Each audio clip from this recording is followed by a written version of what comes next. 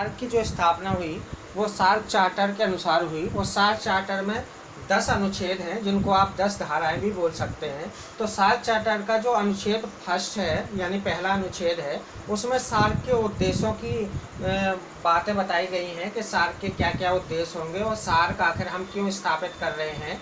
तो उसमें अनुच्छेद फर्स्ट में हमें सार्क चार्टर में दिखाया गया है। तो सार्क के क्या क्या उद्देश्य थे जब इसकी स्थापना हुई और हैं क्या क्या उद्देश्य हैं। तो सबसे पहला है, जाहिर सी बात है दक्षिण एशिया का संगठन है तो दक्षिण एशिया की ही बात करेगा। तो दक्षिण एशिया की जो जनता है भाई उनके कल्याण और उनके जीवन स्तर में सुधार के लिए हम पहला काम करेंगे।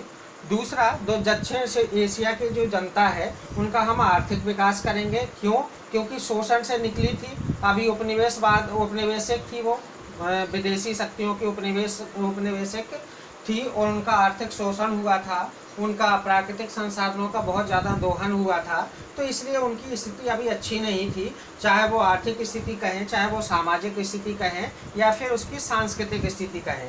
तो इन क्षेत्रों की जो जनता थी उनकी तीनों स्थितियां अच्छी नहीं थी। तो इस पर भी सार्क ने सहमति जताई कि भाई हम इनकी आर्थिक, सामाजिक और सांस्कृतिक विकास करेंगे।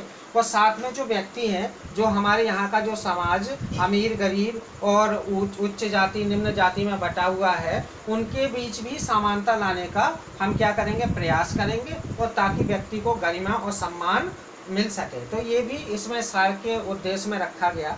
नंबर तीसरा, जो दक्षिण एशिया का जो क्षेत्र है उसके देशों की जो सामाजिक आत्मनिर्भरता है कि समाज आत्मनिर्भर बने, समाज वैज्ञानिक दृष्टि को देखे, समाज कुरीतियों को छोड़े, समाज बंदिशों से मुक्त हो और अपनी सोच को वैज्ञानिक और तकनीकी करे, तो उस पर हम उसको आत्मनिर्भर बनाएंगे। अगला, आपसी विश्वास, जो लोगों के बीच में जो फूट डली हुई है या जो ईर्षा है उनमें हम विश्वास की भावना जागृत करेंगे। और अगर हमारे या आपके यहाँ कोई भी प्रॉब्लम होती है तो हम उस पर सहानुभूति जताएंगे और जो अपने स्तर से सहायता हो सकती है वो सहायता भी हम देंगे। ये इसका सार्क का चौथा उद्देश्य था।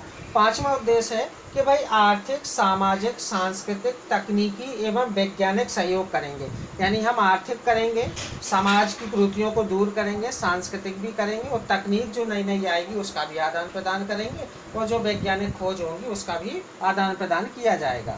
आखिरी और सेकंड अगला है आपका, बस सामान्य हितों की हम अंतर्राष्ट्रीय मंचों पर अभिव्यक्ति करेंगे। कहने का मतलब ये है कि जो हम सार्क के 7 सदस्य हैं और हमारे 7 सदस्यों की जो प्रॉब्लम होगी, जो 7 कंट्री में पाई जाएगी, 7 देशों में जो प्रॉब्लम पाई जाएगी, उन प्रॉब्लम को हम अंतर्राष्ट्रीय मंचों पर रखेंगे। अंतर्राष्ट्रीय मंचों को हम अपनी प्रॉब्लम से रूबरू कराएंगे। जो हमारे ऊपर तरह तरह के प्रतिबंध अंतर्राष्ट्रीय मंच लगाते हैं या जो हमारी अवहेलना करते हैं या जो हमें उचित हमारा हिस्सा नहीं देते हैं, जैसे ग्लोबल वार्मिंग में हो गया, जो हमारे ऊपर थोपते हैं, तरह तरह के प्रतिरोध थोपते हैं, प्रतिबंध थोपते हैं, तो हम अपनी बातों को उनके सामने रखेंगे और हम बताएंगे कि हम तो अभी विकासशील देश हैं, हमारा इस ग्लोबल वार्मिंग या कार्बन उत्सर्जन या अन्य किसी भी तरह से पृथ्वी को प्रदूषित करने का हमारा कोई भी अंश मात्र का भी योगदान नहीं है।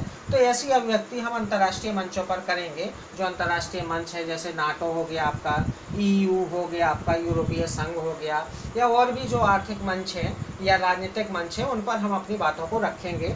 और लास्ट क्या है भाई, हम जो अन्य संगठन हैं, जो विकसित देशों के संगठन है या विकासशील देशों के संगठन हैं, हम उनमें भी अपनी बातों को रखेंगे। उनमें शामिल होने की कोशिश का मतलब है कि भाई उनको भी हम अपनी ओर आकर्षित करने की कोशिश करेंगे। हम कहेंगे कि हमारे यहाँ का जो पूरे विश्व की 43% जनसंख्या है वो हमारे यहाँ है, तो बहुत अच्छा बाजार है, आप आइए हमारे बाजार में निवेश कीजिए। तो इससे क्या फ़ायदा होगा, हमारे लोगों को क्या मिलेगा, रोजगार मिलेगा। तो ऐसे संगठनों के साथ हम सहयोग की भावना रखेंगे। तो ये सार्क का उद्देश्य थे। ये आपका सार्क चार्टर का अनुच्छेद फर्स्ट है। अब हम आगे बढ़ते हैं अनुच्छेद सेकंड में, अनुच्छेद दूसरे में।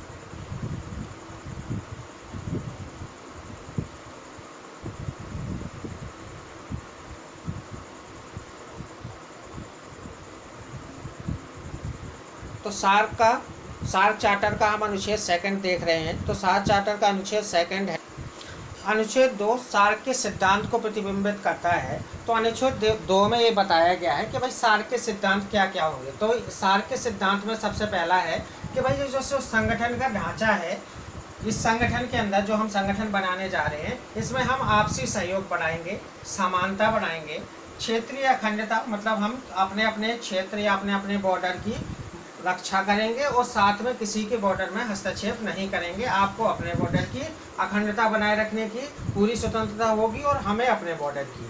अगला और आगे क्या, राजनीतिक स्वतंत्रता होगी। भाई किसी से भी आप व्यापार करें, किसी से भी आप कोई संधि करें, किसी भी देश की आप यात्रा करें, किसी से भी रणनीति बनाएं, इसमें हमारा कोई दखल नहीं होगा एक दूसरे के प्रति।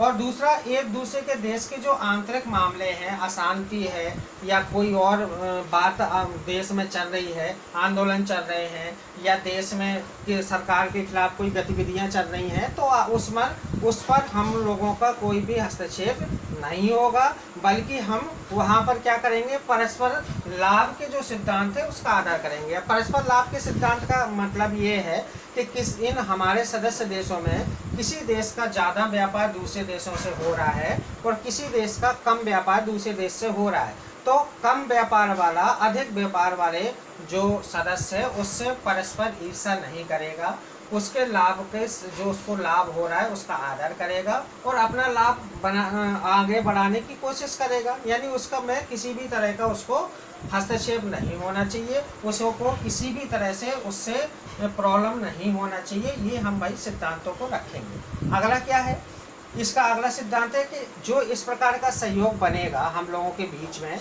अब उस सहयोग को द्विपक्षीय और बहुपक्षीय सहयोग में नहीं बदलना है। कहने का मतलब है कि दो देशों का अगर आपस में बन रहा है, एक उदाहरण से लेते हैं, मान लो बांग्लादेश और श्रीलंका का आपस में बन रहा है और व्यापार भी बहुत अच्छा चल रहा है, राजनीतिक स्थिति भी दोनों की काफ़ी मेल खाती है, एक दूसरे का समानता भी है, बहुत ज़्यादा क्षेत्रीय अखंडता भी है, तो कहने का मतलब सारे तरह के उनमें समानताएं हैं। तो इसका मतलब ये नहीं है कि आप दोनों आपस में व्यापार करें, बाकी सार्क देशों को भूल जाएं या बाकी सार्क सदस्यों को की अवहेलना करें, अनदेखी करें, तो ऐसा नहीं होगा। या फिर दो ना मिलकर के कई देश अपना 3-4 देश अपना एक पक्ष बना लें और वो चारों आपस में सहयोग की भावना रखें, आपस में व्यापार करें, आपस में काफ़ी आर्थिक हितों को साझा करें और बाकी देशों को भूल जाएं, तो ऐसा इसमें नहीं होगा। बल्कि अगर आपका एक दूसरे देश का आपस में बनता भी है, काफ़ी सहयोग भी है, काफ़ी उनमें व्यापार भी हो रहा है, तो ठीक है, अच्छी बात है, आप व्यापार कीजिए।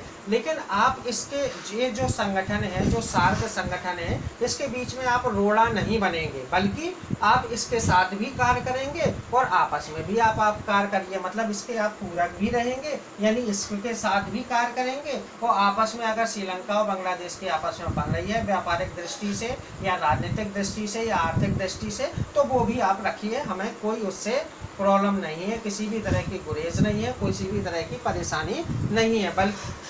बस इतना याद रखना है कि ये जो संगठन है, ये जो सहयोग है, ये द्विपक्षीय या बहुपक्षीय ना बन जाए।